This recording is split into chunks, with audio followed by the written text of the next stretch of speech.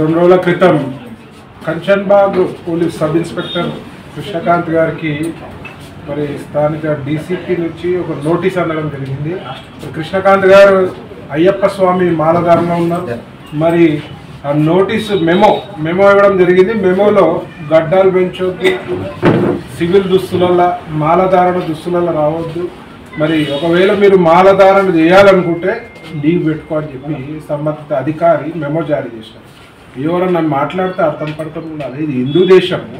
40 రోజులు లీవ్ పెట్టుకోమంటే మీరు లీవ్ ఇస్తారా? 40 రోజులు ఒకవేళ ఇచ్చిన పే ఆఫ్ లాస్ ఎవరు కావాలి?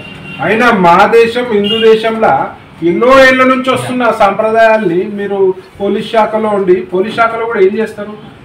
ఖాకీ యూనిఫామ్ వేసుకొని నల్ల రంగు కండువా వేసుకుంటారు. అందులో తప్పు లేదు. చెప్పులు వేసుకో తప్పు లేదు.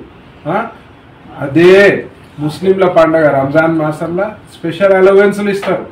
4 గంటలకే వదిలేస్తారు. నమాజ్ చదవడానికి 5 పూటల పర్మిషన్ ఇస్తారు. మరి హిందువుల పండుగలకు వచ్చే వరకే మరి ఎందుకు ఈ వత్తాసని నేను అడుగుతున్నాను. ఈ డిఫరెన్షియేట్ ఎందుకు చేస్తుంది? మరి హిందువులందరూ కూడా మరి అయ్యప్ప స్వాములు కానీ హిందువులందరూ కానీ మరి రోడ్డు మీదకి వస్తే మాత్రం పరిస్థితులు దారుణంగా ఉంటాయి. మరి ముఖ్యంగా పోలీస్ శాఖ లా అండ్ ఆర్డర్ కంట్రోల్ చేయాల్సిన పోలీస్ శాఖల్లో ఇట్లాంటి తప్పిదాలు జరిగితే మాత్రం ఏ హిందూ సంఘాలు కూడా ఊరుకునే పరిస్థితి ఉండదు.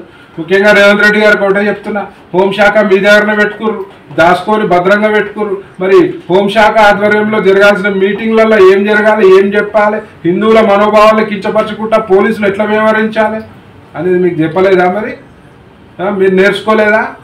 మిమ్మల్ని అడుగుతున్న రేవంత్ రెడ్డి గారు తక్షణము ఒక రివ్యూ మీటింగ్ పెట్టుకొని ఇట్లాంటి చర్యలు పునరావృతం కాకుండా చూసుకోవాలి. లేదంటే మాత్రం ఆల్రెడీ మీరు చెప్తారు కాంగ్రెస్ అంటే ముస్లింలు, ముస్లింలు అంటే కాంగ్రెస్ అని. ఆల్రెడీ మొత్తం హిందువుల మనోభావాలు దెబ్బతిని ఉన్నాయి. గుళ్లపై దాడులు జరుగుతున్నాయి, విగ్రహాలు ధ్వంసం చేస్తున్నారు. ఆల్రెడీ మీపై దునియా నెగిటివ్ ఇంపాక్ట్ ఉంది. మరి కొత్త రూల్స్ తెచ్చి మరి పోలీసు వాళ్ళు అయ్యప్ప స్వామి మాలేసుకోవద్దు అనే రూల్స్ తీసుకొస్తే మాత్రం బాగుండదు. అందరూ కూడా మరి రోడ్డుపైకి వస్తే మాత్రం మీ ప్రభుత్వం తీరు మాత్రం తీవ్రంగా నిరసనిస్తారని చెప్పి ఈ హిందూ సమాజంలో మీరు హిందూ ద్రోహిగా మిగలొద్దని చెప్పి మనస్ఫూర్తిగా కోరుకుంటున్నాను. జై శ్రీరామ్.